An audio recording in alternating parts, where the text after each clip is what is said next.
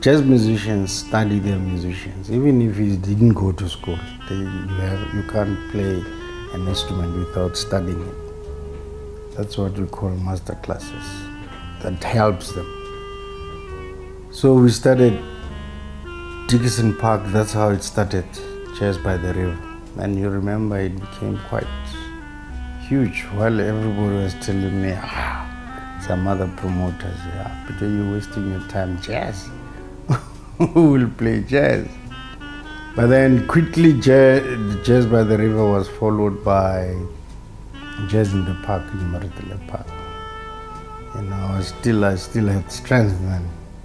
Jazz in the Park towards the second week of December, which became big, and we invited even international artists.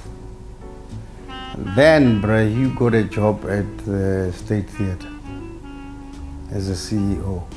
Deputy CEO, and he called me and said, hey, I need black people to come into this theater.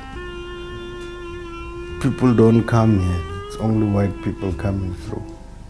And this is a theater for everybody. So T-Music Man, my company, then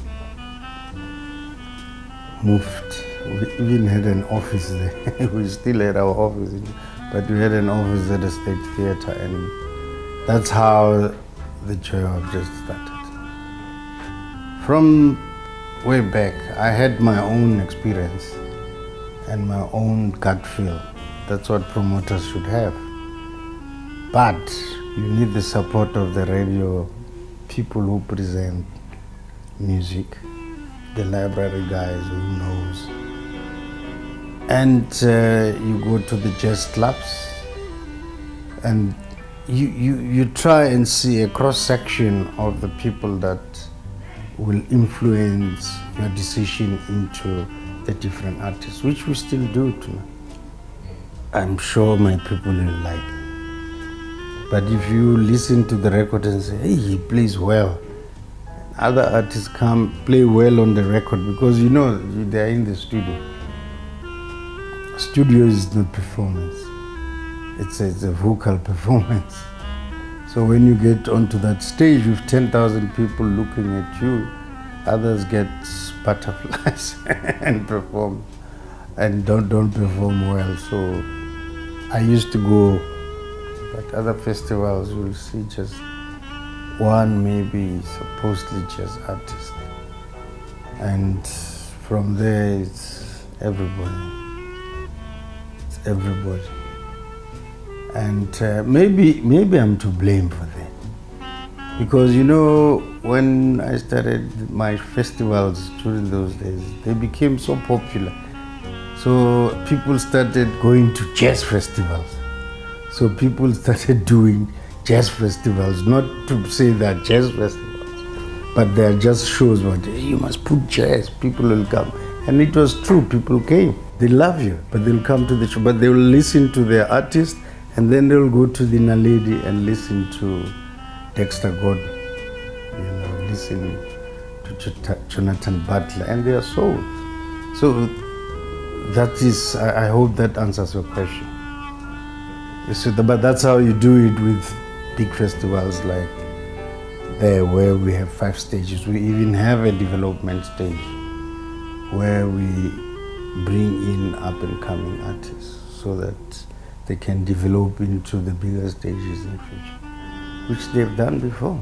When you combine with musicians, I think last year we had about 4,000 people that we gave jobs to, including musicians, because they get paid as well. But about 2,000 employees. We've got security companies,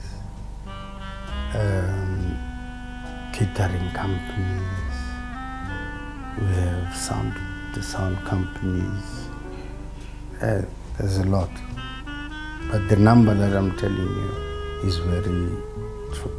They work hard to make sure that they perform. which is what jazz is all about. Especially in this case where there's no more, record shops which you could just walk in and buy. Now people are downloading and just people wants to hold their CD or their LP. If you're a musician, you don't do what I'm saying they are doing, moving around, because if you perform, you sell a record. Jazz musicians sell records more than the record companies because they do a lot of shows, a lot of appearances. I think they've developed that. And now with them, it's even more so because they are very educated. Most of those people you spoke about, they all have university degrees in music. Others 2 degrees. They are all teachers. They teach at music schools. When they don't teach, they play. Celebrating 5 years. Thank you very much for having encouraged us. So we want to go up. We want Africa to be jazzy. But we're not killing other musicians. Like we always carry others along with us, especially the African jazz.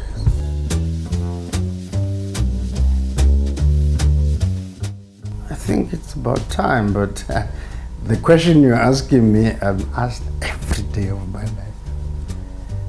And I'm saying, no, I can't just do everything. Because I'll win all the awards every day. All the time. So, no, but you're right, it's about time. But where do we start? Because there are so many awards. Wherever you walk, it's awards everywhere. Where do we start? You radio guys must help us.